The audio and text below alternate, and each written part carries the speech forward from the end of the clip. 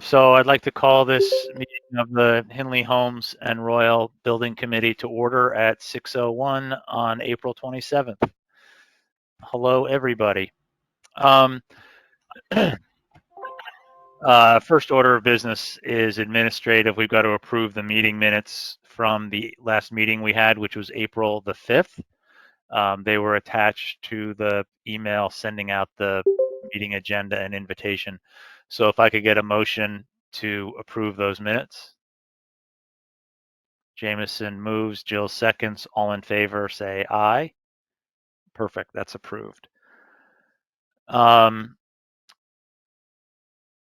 We are joined this evening. We're very fortunate to have with us some distinguished guests. We have our first selectman, Monica McNally. We have the chair of the Board of Finance, Jim Palin. We have Dr. Adley, as always, which is great.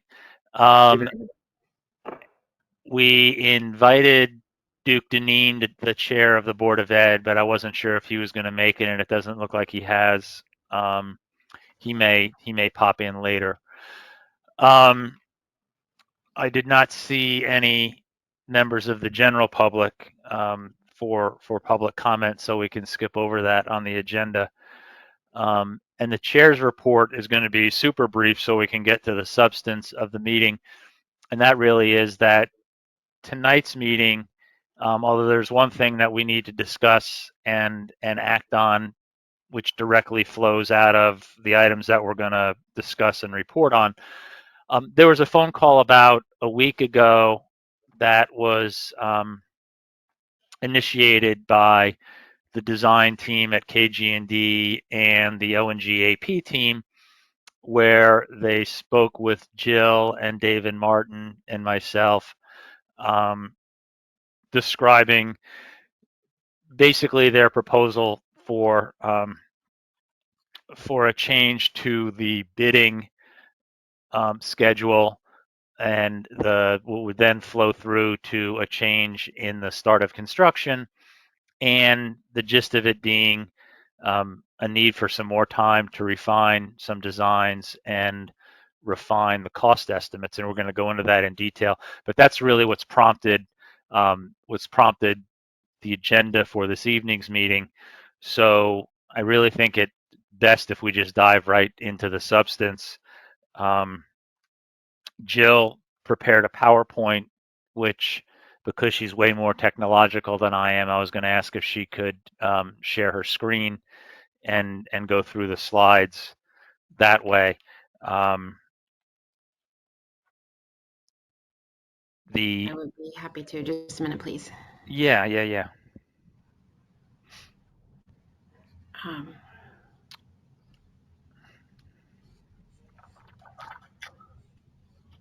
there it is.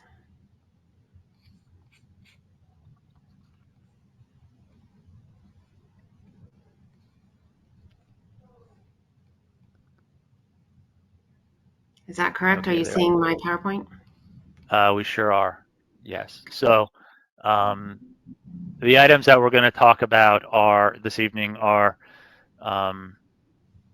basically revisiting the conversation that we had about a week ago, going into a little bit more detail, because coming out of that conversation, what we had asked the KG&D and O&G AP teams to do was to provide some more detail on exactly what required the additional time, how we were going to deal with that, and how that was going to flow through the bidding and construction process. And they've done that. And so I think at this point, what I would do is, Eric, if you're okay going over the first couple of slides on kind of where things stand, and what it is that you see occurring over the next 30 days or so, and why you think that addition to the schedule is necessary. Sure, thanks, Chris. Everybody can hear me fine? Yep. So we've been working collaboratively with ONG, APC throughout this whole process, but even more closely over the course of the last few weeks as we get closer to the bid date to make sure the documents are in good working order and we're comfortable with where we are from an estimate point of view. And so the first bullet point here, mechanical strategy affects more of the building than originally planned in all schools. So based on internal reviews between the design team and ONG, there's been some concern the mechanical work planned above the ceilings that are planned to remain require either partial or total removal of the tiles, the acoustic tiles in the grid system. And the design team is looking to minimize the removal where there's significant space above the ceiling between the ceiling grid and the structural deck above. Keeping this in mind, the individual ceiling tiles and limited portions of the grid may still need to be removed in lieu of total removal of the ceilings. So what we're trying to do is really kind of we found that between our two companies that we really had to do some more investigations. We looked above ceilings. We found that some areas have enough space so that we can probably still just remove some tiles and portions of the ceiling grid, but in other places where the ceilings were above ceilings was a little bit tighter, that both groups really felt like at this point we're probably going to be replacing more ceilings than originally planned. And so obviously ONG needs to estimate that additional ceiling work. There were also some additional ceiling removal due to structural changes necessitated by the town approval process, which are requiring rooftop mechanical screenings. That rooftop equipment and the screens themselves has a system that has to penetrate through the ceilings, and you actually have to do some of that work from below.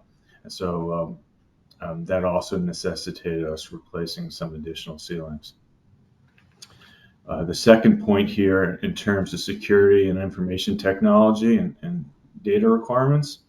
So this is sort of work that late in the design preparation process, there's been additional focus and detailing efforts related to the security and data communication systems. In terms of security review and refinement, it's really related to entrances and building perimeter. In terms of data communication on all three campuses, we had a comprehensive review. There's an expansion of scope and a significant replacement of data networking components, and most of this was directed by the district. The third point, where it says new requirements were generated by the state and town. A lot of this had to do with timing more than anything else. So the site plan approval process, as well as the town and state review, extended into March, while our ONG was actually doing their construction document cost estimating from a February set of documents. Their estimate included contingency money, but after reviewing the late March set of documents, so the second set of documents that they reviewed, ONG determined that another review is important to pick up the additional scope items that hadn't been documented before, and some items that were omitted, both which were construction related as well as owner soft cost related. And a couple examples here was soil testing that was done fairly recently, as well as radon design, which had not been included in the earlier design documents or for estimating. And is it fair to say that some of that, like the radon, for example, some of that came out as a result of the state review, the more recent levels of state review? Which is some of the the theme being that some of this stuff is us meaning you, being reactive to That's correct. requirements that were asked of the project to be expanded, like radon, like the additional security, which makes sense. The school district has brought on a school security officer that has set the standards for us to follow. Yeah, we've had a tight window of time between all the approvals that we've done and sort of getting the documents in order. And so everybody's been scrambling, and ONG's been scrambling to put estimates together and then get information back to us so that any holes that they see, then we're trying to fill those holes with additional details and coordination efforts. And that's just, it's part of the process. The challenge here is instead of it being one building, it's 3 different buildings. And so there's sort of 3 times as much, or almost 3 times as much work associated with all those pickups. Can I ask a question about the radon, since I just went through this at Yale?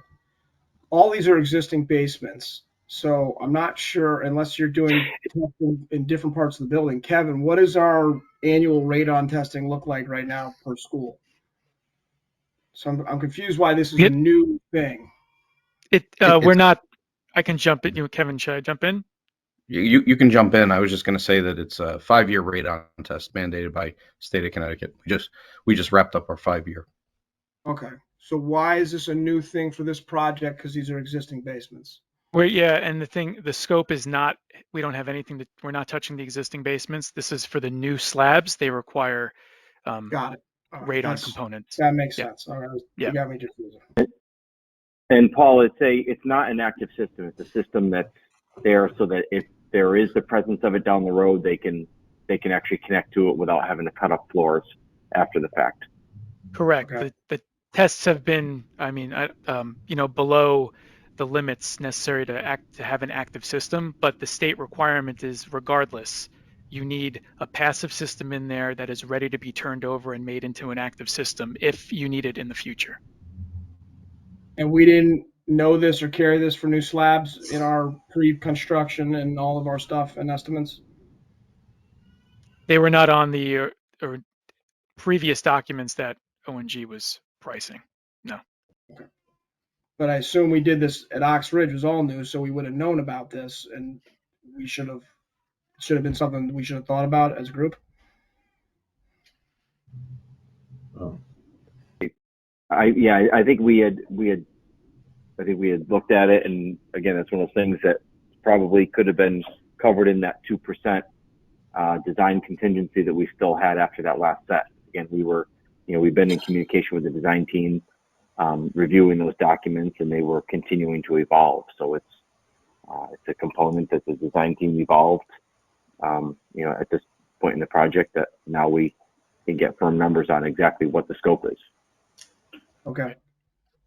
Quick question, is the soil testing state required? That did not come up specifically at state review.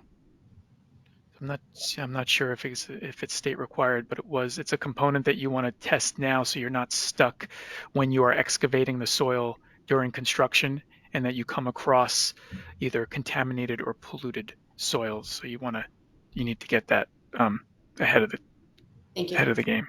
Yep. The 4th bullet point just has to do with pre-construction, and again, the review that both our internal team as well as ONG APC did in terms of the documents as put together at the end of last month, and a couple examples of areas where they thought that we needed to provide more information was at the connection between the existing building and the new additions in terms of flashing and expansion joint work.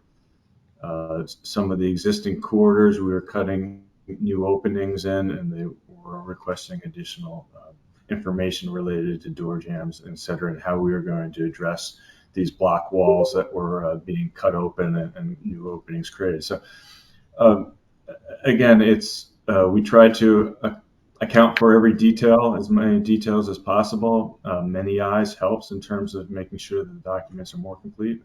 And we appreciated the work that ONG put together to give us information to make sure that the documents were as good as they can be. It's just taking a little bit more time to catch up on all 3 of these to make sure that they're in good working order for bidding.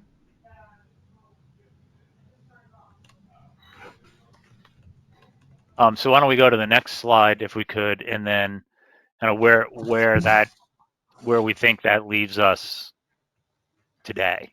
Those are the sort of, this first slide was kind of the why we are where we are, and this is the kind of where we are. A little bit more detail on that. Eric and Dave and Laurel, if you guys can pick this one up. Sure. Sure. Laurel, okay. No, go ahead, Eric. Yeah, there's two aspects. It's some additional time on the design end, and there's some additional time on the cost estimating end, which happen at the same time. So we're planning to issue a set of drawings for both Hindley and Royal for Monday, so that ONG APC can do one final estimate on those two, and then a week later we're going to do the same thing for homes. The reason why those are separated is that we always had planned on bidding Hindley and Royal together and following up with homes at approximately a week or 2 week later date.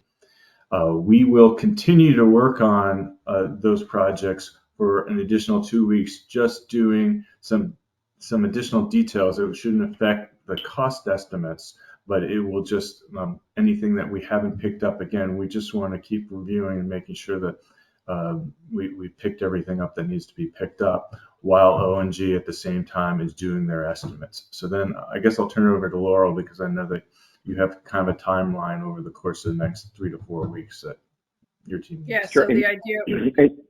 Go ahead, Laurel, Dave. do you want to talk about the overall timeline, and do you want to talk about, sorry, make sure we talk about well, let me just go into saying about the idea behind wanting to do the new estimate is, as Eric said, some of the evolution of the document since we priced the set in February. The goal here is we need to make sure that we have the right benchmark. So when we take bids on these projects, we need to make sure we understand what we're comparing them to, so that because of the scope that's been added, we felt a new estimate is required to make sure that we have a new updated estimate and budget that those bids can be compared to. And that way, if there is any sort of course correction that has to be done from a budget standpoint, we have time to look at that before those bids come in, so that we have time to make educated decisions. Right, and that's a critical point, and that's kind of point number 3 on that slide. Is once the updated refined estimates are done, we have to determine whether or not we are still within the budget and the appropriations amounts that we have, or whether we're exceeding those. And if we're exceeding those, by how much, and how then we best try to close that gap. Because my understanding is that while we can bid the projects, we can't sign contracts and retain trades if we don't have a sufficient amount appropriated for each of those trades. So the only way we can really be safe is if we have a plan in place for how to bridge that gap, and a lot of that will be derived by the how much, right? And so we're talking about it kind of theoretically right now, because we don't really know the order of magnitude. We might still be within budget. I think we're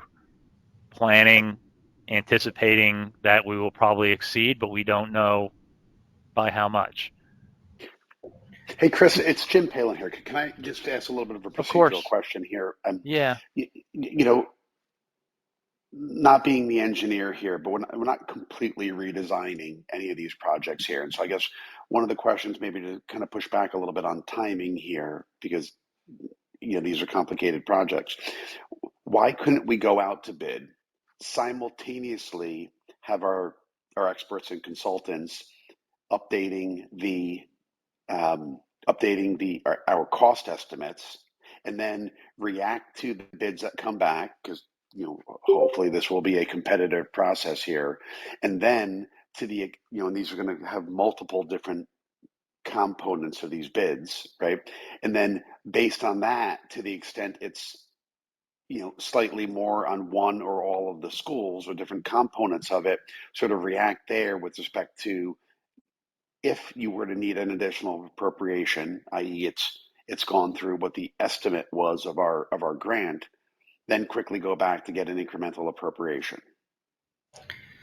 So in terms of how we structured this meeting, Jim, we wanted to walk through kind of the timeline the way it is, and then we wanted to talk about first kind of the appropriation process, and second, whether there's any flexibility in the bid. So it's a good question. Can we table it for just a second, walk through the timeline piece, understanding that your point is valid in that we, if that were an option, we wouldn't change the timeline, but just to keep the conversations focused.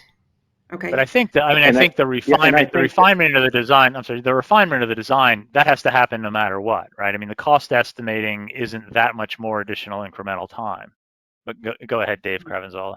Yeah, no, so it's approximately 3 weeks for us to go back through the documents and reestimate them. But in there too, and I'll let Laurel speak to this, because it might come up in another slide, is about, we also want to conduct another thorough review of those to make sure that we're taking all the information that KG&D is adding to those documents, and making sure that we're properly assigning it to each of the bid packages on the project, to make sure that we get complete bids from trades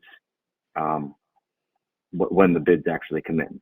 Right, and then that minimizes the need down the road for change orders or field Correct. changes, because Correct. they're bidding on the most complete drawings.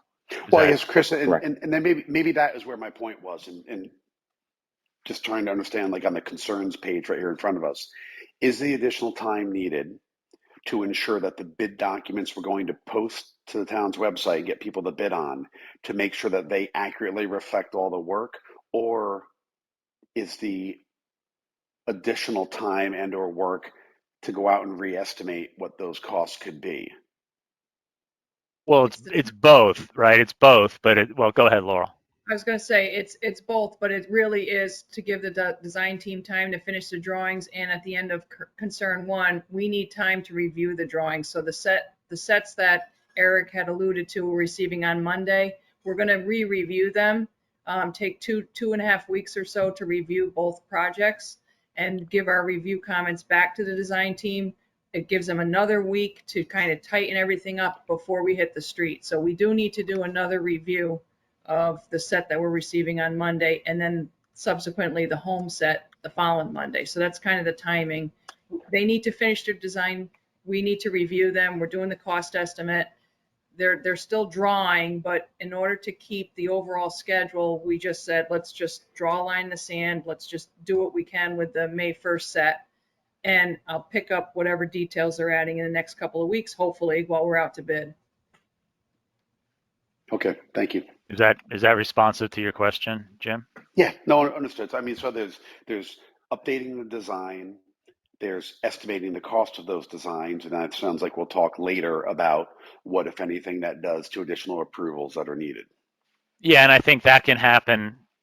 That part of it can happen while the bidding is going on, right? I mean, we'll know at that point what the order of magnitude, to use my term, is that we might or might not be over.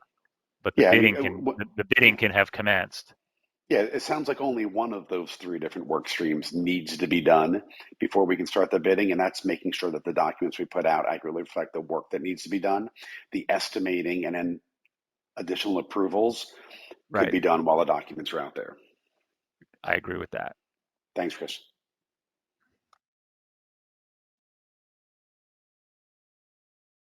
So the punchline in all of this is that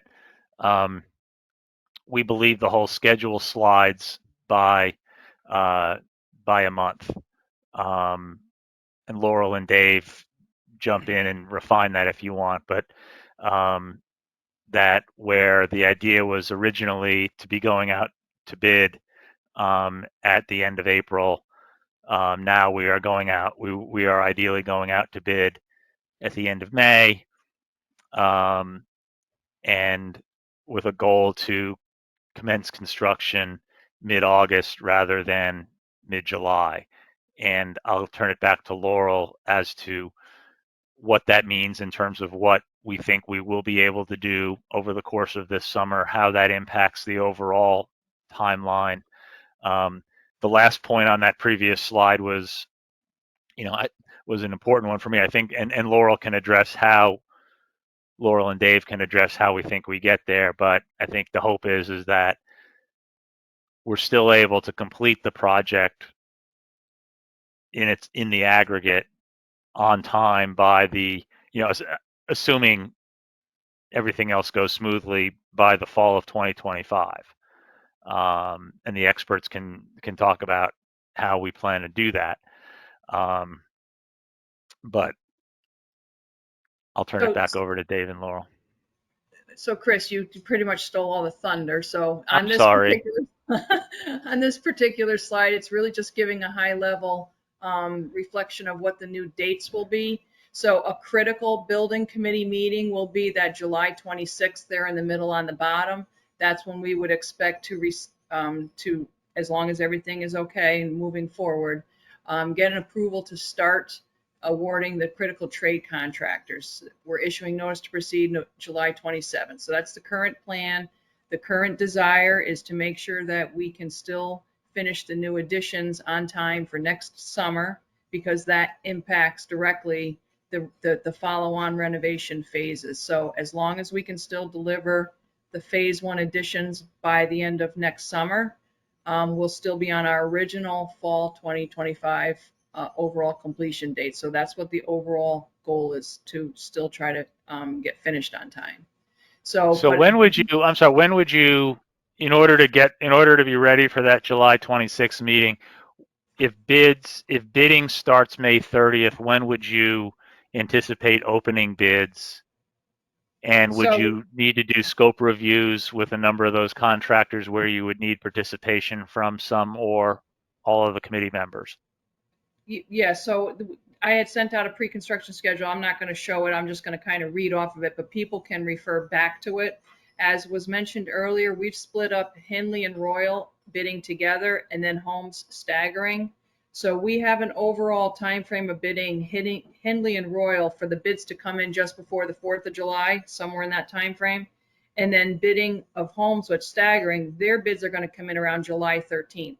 So July 13th will be when everybody knows what all the ramifications are, because all the bids will be in. We'll be scoping as the bids are coming in between Henley and Royal, and then Holmes will be scoping all of them. The idea is to get ready for you, those critical trade contractors, for July 26th. So between the 13th and the 26th is when we would be doing all of our work to get ready for that. But everybody will know on July 13th what our issue is from a financial standpoint, because that we'll know how the bids came in. Okay. What's the RFI date for contractors to get back so that we don't get pushed out? What do you mean? We have a limit. We say no. We get RFIs from these contractors if they increase the scope or change things, and that kind of change appropriation. So I assume you have a date in there that they have to have our RFIs back to you if they're going out on X date. Yeah, we have a rule no more than 5 or 10 calendar days before the bid due date. That's what we try to encourage. We try to encourage them as early as possible, but we don't entertain them any later than 10 calendar days before the bid due date. Right. My concern is that somebody looking at these comes up with something we haven't thought of. Now we've got to go back and do a little bit of a redesign based on an RFI that brings something to light we hadn't gotten, and now we've got a cost issue. So that's why. And then now our schedule is now, instead of mid-August, we're now looking at September 1 or something. So that's why I'm just trying to ask the question to tighten that up. Yep. So the reduction of the time that we're getting started, it's actually calculates to 22 days actually.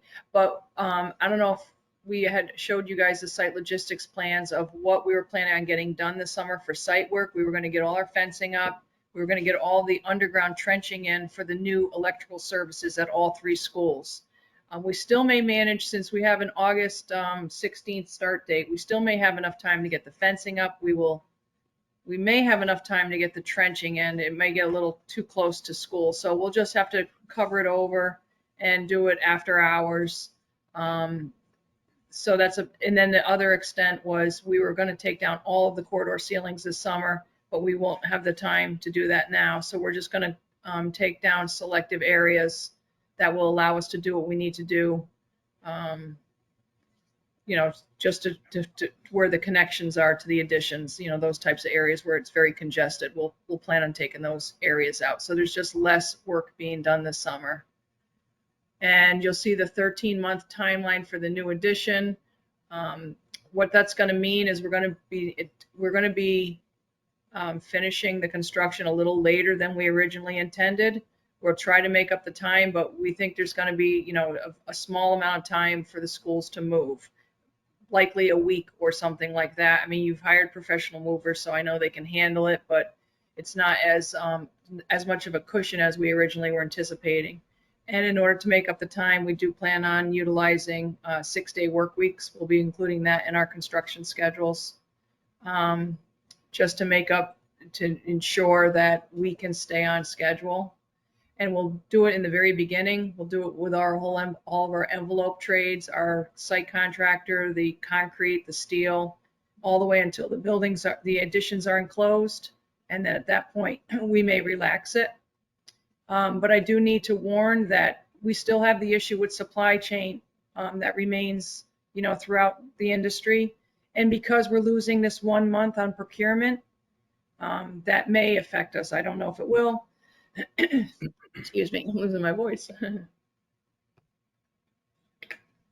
I don't know if it will, but we've got, large mechanical equipment, DOAS units, and a 1 month may matter when we have only 13 months to get the addition done. So we will keep you abreast as soon as we know anything. We won't know until we're placing orders, but that may also deter us being able to turn the additions over because these large units are utilized for the new additions.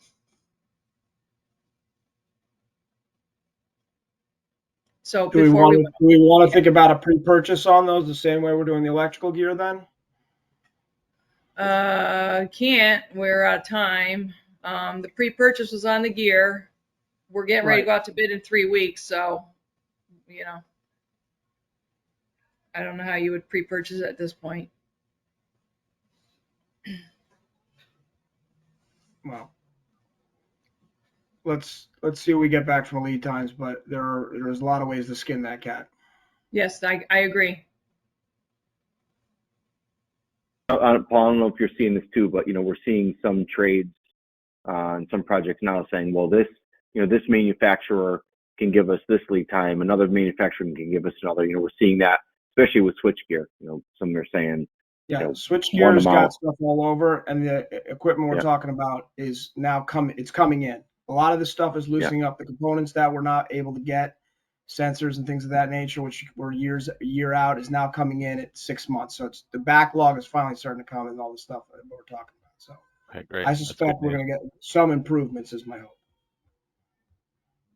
Let's hope so. Can we go to the next slide, please?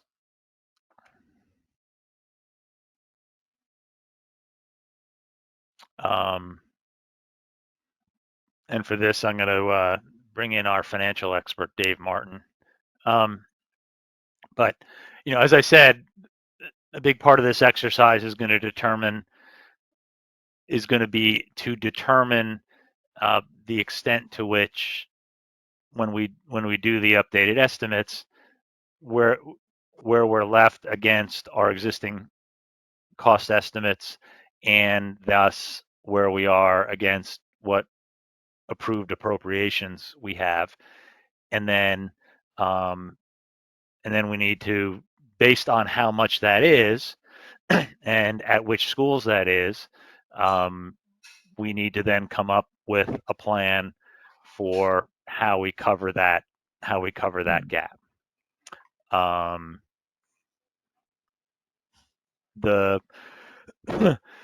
There is a possibility, depending on how quickly it gets done, because as folks know, if we decide that we need to go for an additional appropriation, that would require Board of Selectmen, Board of Finance, RTM Finance and Budget Committee, and then ultimately the full RTM to approve that. the last RTM meeting before the summer is June the 6th. I don't think that that's practical. Maybe on a rush basis if we really felt like we needed to. We conceivably could ask for special meetings, at least for some of the subcommittees. And another option is, again, depending on the size of the delta that we're trying to bridge, is possibly asking the Board of Finance if they would allow us to use some portion of their contingency funds to bridge us until the September RTM meetings, much like we did a year ago when we had some initial amounts we needed to spend before we went for the full RTM appropriation. And then when we got the full RTM appropriation, we in effect reimbursed the Board of Finance contingency fund. Dave, Martin, any thoughts or comments on what I just went over? No, you guys can hear me, right? Yep. Okay, so the June RTM meeting is going to be out. That's not going to work because we just heard Laurel say that we won't have the bids until the week of July 4th and July 13th. So we're not going to have, actual bid numbers until after that meeting. So that's not going to work. What we really have are two issues, right? One is, do we have enough money appropriated that we can sign all of the essential contracts to allow for construction to commence? And two is, have we appropriated enough funds to cover the full cost of the project? So the initial answer on do we have enough funds to be able to assign all of the critical contracts, based on some work that I have done and work that Laurel put together in terms of which trades have to be signed before the September RTM meeting. The answer looks like probably. Our binding constraint, as it has always been, the lowest, the tightest project is homes.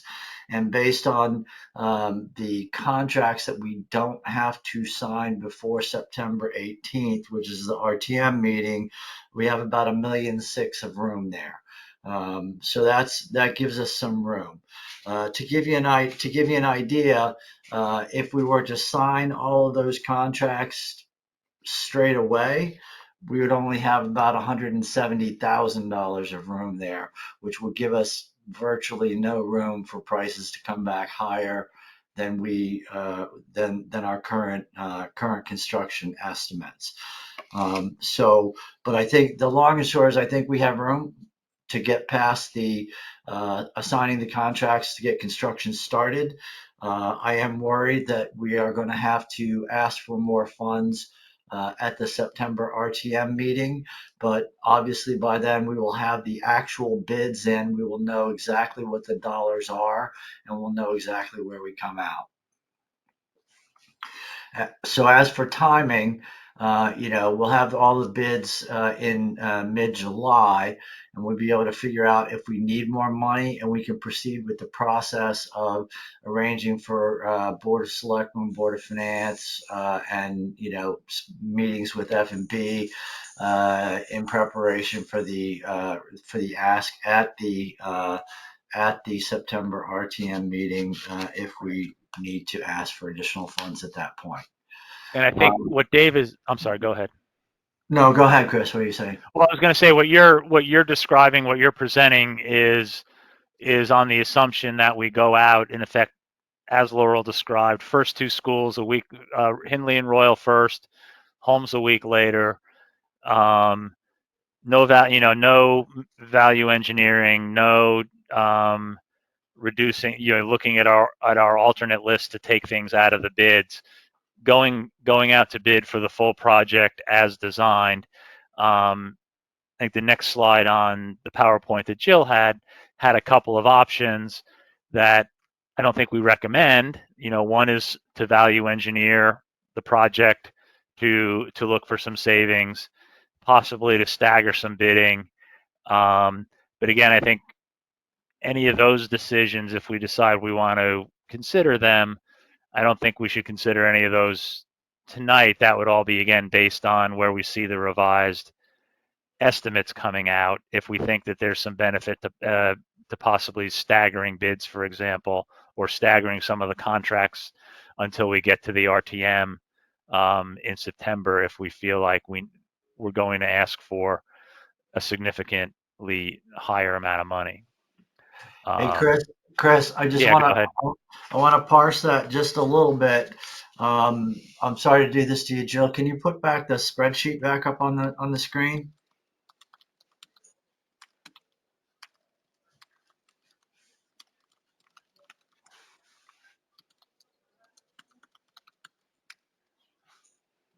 All right.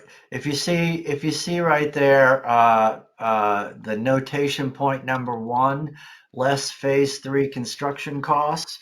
That was a list of items that Laurel had provided me that she thought we could wait to award until after the September 18th contract.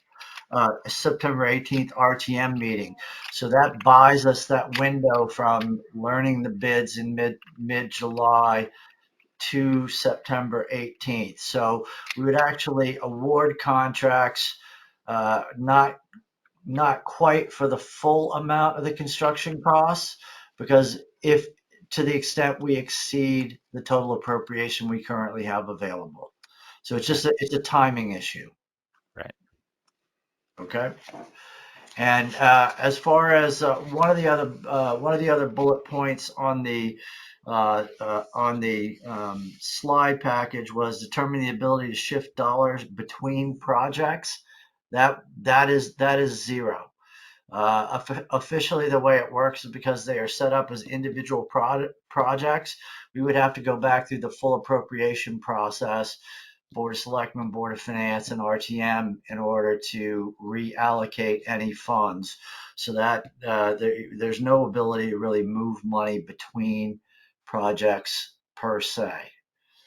And given I would say, unless something really horrible happens, given the extra flexibility that Laurel has come up with by potentially, if needed, delaying awarding some of the contracts until September, we probably won't have to go to the Board of Finance and ask to hit the contingency account. Well, hey, David, it's Jim Paliner here. If I could jump in for 1 second. I mean, Yep. I don't think you guys should be having to redesign or delay this project at all because we don't want to call a meeting. I think, I can certainly speak for the Board of Finance. To keep you guys on schedule, if you need to convene a meeting, I know the Board of Selectmen has them every other week. We have them every 2 to 4 weeks, and the Board of Selectmen has the ability to request that the moderator convene a meeting. And I, given this virtual world that we live in and we're having a meeting in right now, I cannot see a situation where the RTM would not convene a meeting to deal with an important project like this as soon as possible. So Okay. I wouldn't necessarily assume that September 18th meeting, which, as you all know, there's a 10-day delay in terms of when you can sign a contract. So that would put you to September 28th. So, Right. I can't imagine them not moving quickly for an important project like this. All right, Jim, thanks, man. That's really helpful. And when we get the bids in mid-July, we will make that assessment, and then if we need to, we'll proceed ex post haste and try to get something scheduled. Yeah, I mean, I think it's important. Go ahead, Jim. I'm sorry. You guys are all working incredibly hard here in order to keep you in schedule. I know that the 3 boards that need to appropriate money will move quickly as well. Certainly ours will. And I think it's important to note for the record how much we appreciate the support from both the Board of Finance and the Board of Selectmen. So thank you very, very much for that. Well, there's one thing to vote yes on an appropriation. There's another thing for you guys to meet week after week, month after month, putting 3 projects together at the same time. So it's you're right back at you, Chris. So why don't we stop there and see if anybody has any questions or comments or input? Monica, it looked like you had something you wanted to add. Yeah, I just wanted to add to Jim that I'm sure the RTM recognizes the importance of this project and they will do whatever is necessary. I would just give a heads up that the rules committee would meet first. So I would pencil in that, Right. that extra time. Okay, so it sounds like, so Monica, what I'm hearing you say is, if we determine that we want to move forward on as soon as possible, we should try to schedule Board of Selectmen, Board of Finance, or rules as quickly as we can, so that we have the time to get that done. Yeah, once we understand how big of an issue we have, correct. Yes. Okay. Dave Crevenzola and Laurel, any thoughts from you guys on what Dave Martin just went through in terms of timing and process and steps? No, it sounds good. Is the RTM meeting anyhow on June 6th? I'm just curious. Yeah, I believe they're meeting. Yeah, Because they're meeting anyway. Yeah, I mean that's just a scheduled. I'm sorry. Go ahead, Monica. They're meeting on June 5th. 6th, right?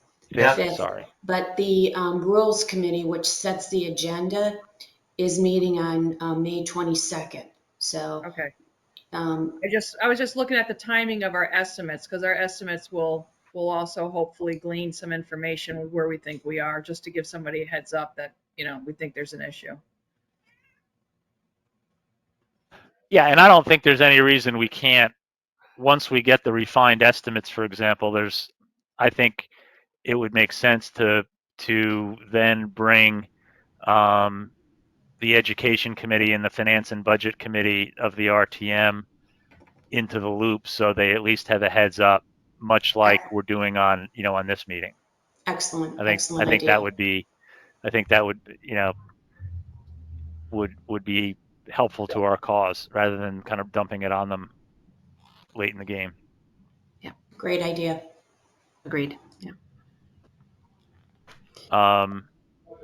Yeah, I mean, I think, just a bit of editorializing from me, which is, I'm not surprised we're having this conversation. It's kind of bound to happen based on the fact that we're on a very tight timeline.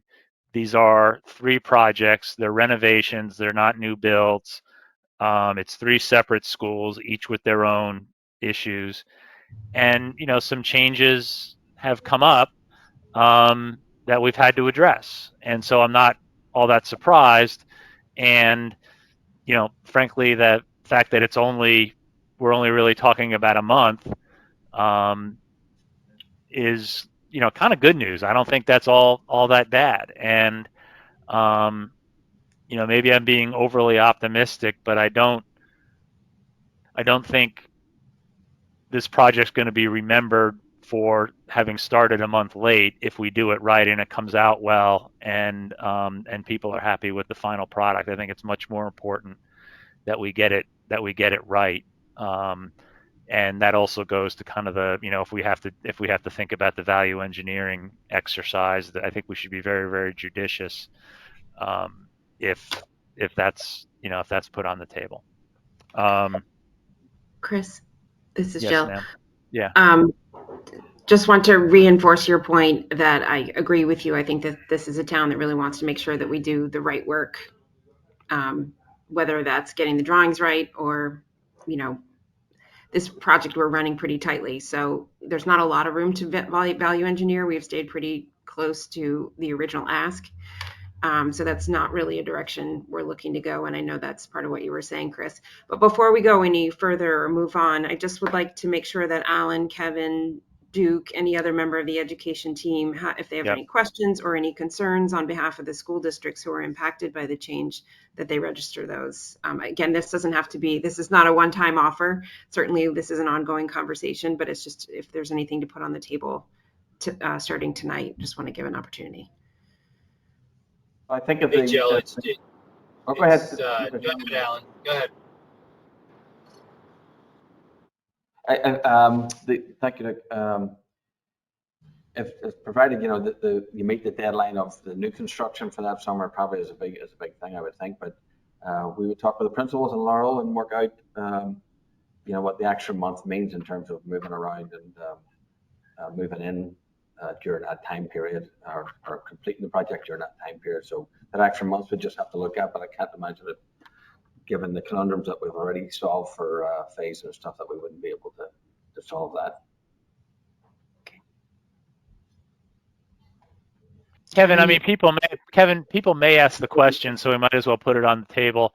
What does this do for our plan with regard to the portables?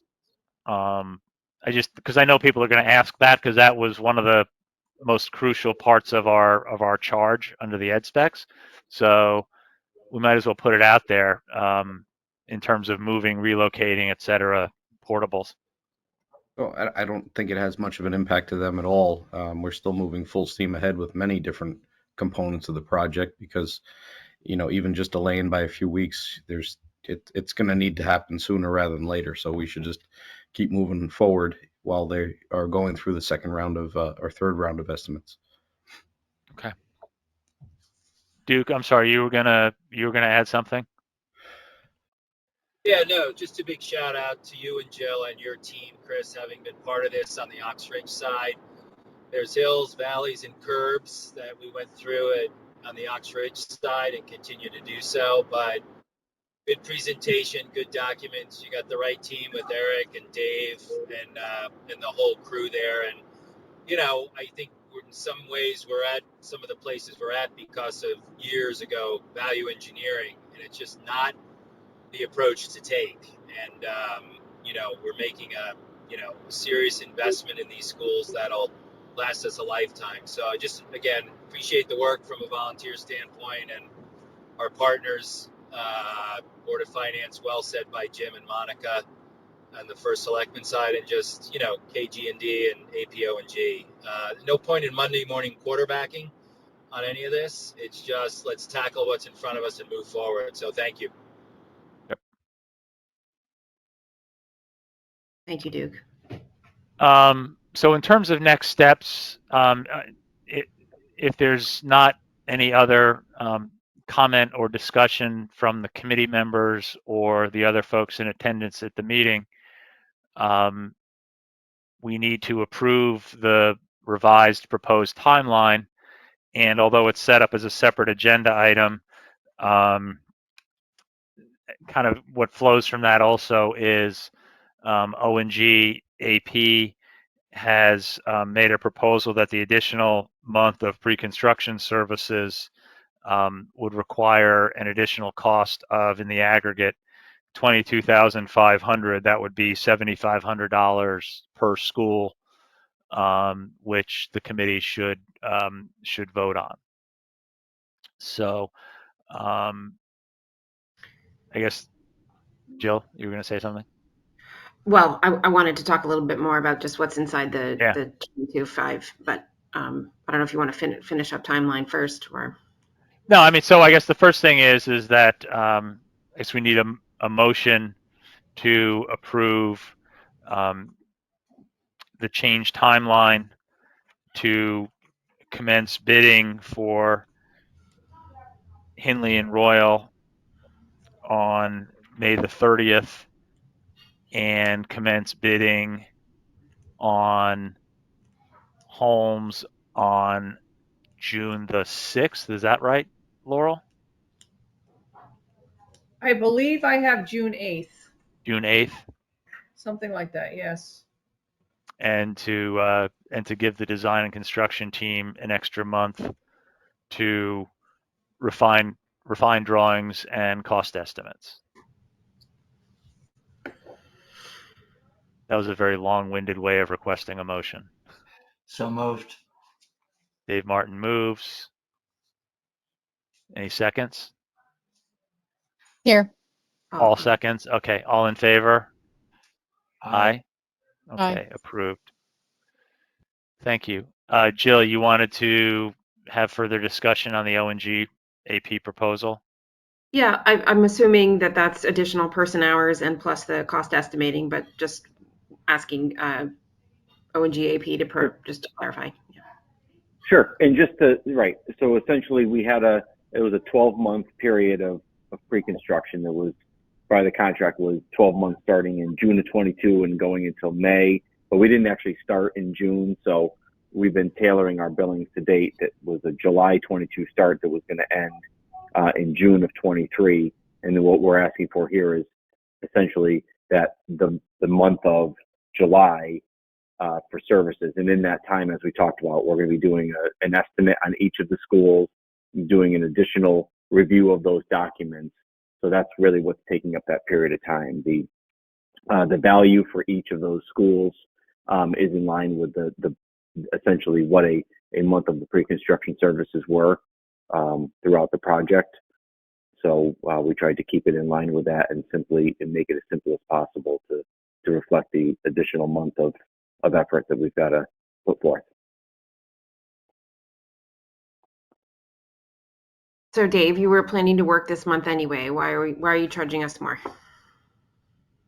No, because the whole thing is that we're going 1 month longer than we're going to. And what we're doing in here too is we're doing an additional estimate, right? We were charged with doing a schematic design, a design development, and a construction documents estimate, which we did those full efforts. This is now an entirely added estimating effort, which really takes a team of people. There's about 6 or 7 people in our estimating department that go through the documents, take off all the widgets again, and then our estimators actually get pricing and put that pricing together. So there's a bit of an effort to actually make sure that we're putting an accurate price on the documents that are brought forth to us. Thank you. I'll be asked. So. Understood. Any other questions on that from other members of the committee? Hey, it's Jameson. My only question was, and I don't know if I'm missing something, but it just seems like I understand the allowance for the extra time, and I understand there's value to that time, but I was under the understanding that these were things we would have seen, or you guys would have seen in the amount of time given already. So that's my only concern, I guess, similar to what Jill's asking, is it was my understanding that the time that was allotted was to allow for all these things to happen anyways. It may be costing additional time, but that the money that was appropriated and agreed to was for the amount of effort and time that was put into it. Like in a physical space of time, it's going to take a little bit longer, but it was the same to what we agreed to for cost estimating and everything done from the beginning. What changed in the scope of work is what you're saying, Jameson. Yeah, exactly. So yeah, I mean, the main thing that changes we're performing. I mean, if it was just a matter of time of simply just the pre-construction process taking a couple weeks longer, a few weeks longer, we generally don't. That's not something that we care to go back to our clients and say, hey, we had this many hours budgeted, we went over a little bit. But this is, like I said, there's a very large effort that has to commence starting on Monday for that 4-week period of time to make sure that we're re-reviewing the documents. Again, the initial expectation was that the documents that we did the construction documents estimate on in February were the documents, but we know at this point that they've changed materially enough that it requires. I mean, the other option is to, it's not even an option. We don't think it's prudent for the project to go forward without reviewing and putting a number on this updated set of documents. And it's outside the original scope simply because we were charged with this effort of estimating and packaging this constructability review of the documents for 3 designs. This is essentially a 4th design packet that we're getting. Eric, will your outside estimator also need to do another round of estimating so we have a check and balance against the O&G estimates? No, we had done a schematic and design development. The construction drawing estimate was strictly O&G to begin with. So okay, all right.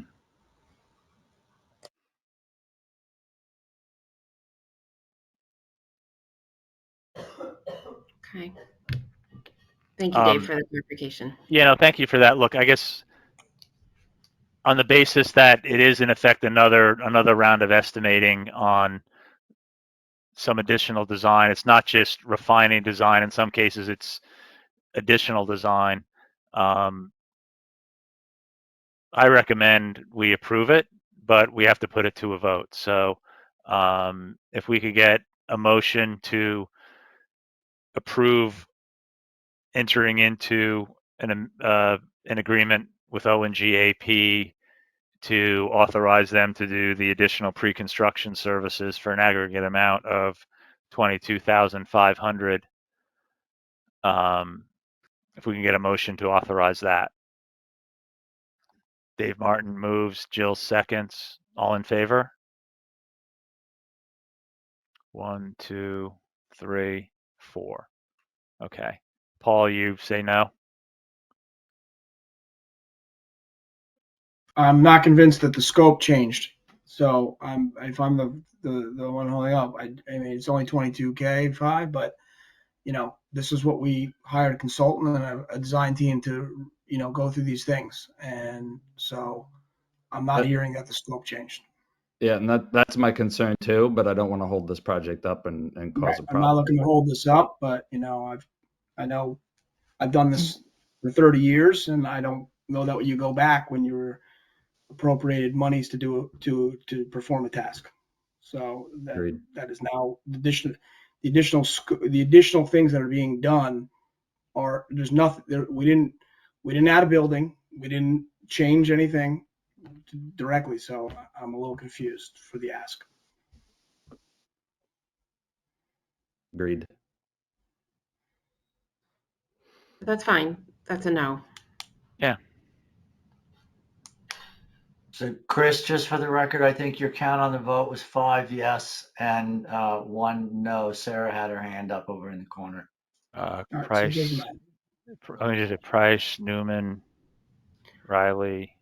Correct. Okay. That's correct. 5 yeses, 1 no. So the motion carries. Okay. That is all I had for business this evening. Anything else that anybody wants to bring up or talk about? Hey, Chris, Yes, Monica. I just wanted to say that I know how much time all of you are putting in on this. It's 7 o'clock and I don't even know how many meetings you've already had this month. So a big thank you for all of you volunteering your time for this. It's really appreciated by the community. Thank you for that. Hey, Look, I also want to thank the design team. Those guys there's a lot going on here. There's a lot of moving parts to this, and also Kevin and all he's doing to help them out. So I think it's important that they're recognized for what they're doing. Hey, Chris, it's Jim right here. I just wanted to share Yeah. kind of one opinion that's mine, but I do think others on my committee share this, is that, as you guys are going through this and moving into the more formal design, I mean, we always hear the word value engineering being thrown around, and, I think it has different definitions and interpretations to different people. So I won't necessarily focus on the specific word, but I would just encourage this committee to, ensure these projects are designed so they can be bid competitively, look for efficiencies in terms of building or purchasing, and sort of getting more for less. But in terms of value engineering in a way where you're just simply removing things that are of significant value to this project that we think we need long term, to Duke's comment there, just to arrive at a cost.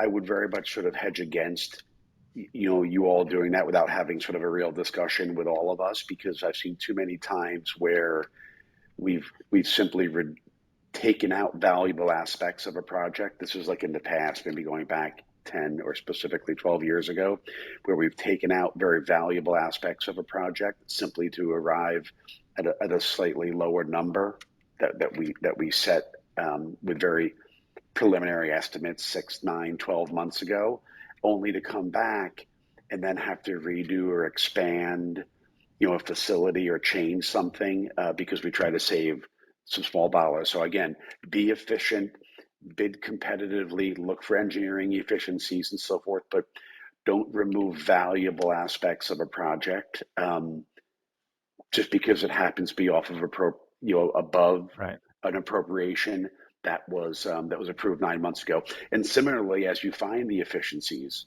in this project, right, and you're able to save money below the efficiencies, I would say, likewise, don't add things just because we're below budget. But in this context, please don't take away valuable aspects.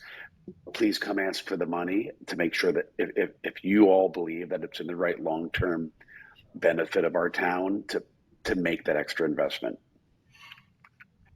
I appreciate that's a good point, and I appreciate your saying that. And I think it's our position on the committee, certainly mine personally, that taking things out of the project or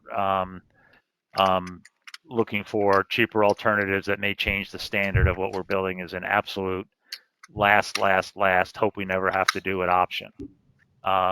As much fun as it is asking the various boards and RTM for more money, I'd still rather do that and go through what has to be done than end up with a project that, down the road people aren't really happy with. No, understood. Well, thank you. With that, can we get a motion to adjourn? All in favor? Okay, thank you.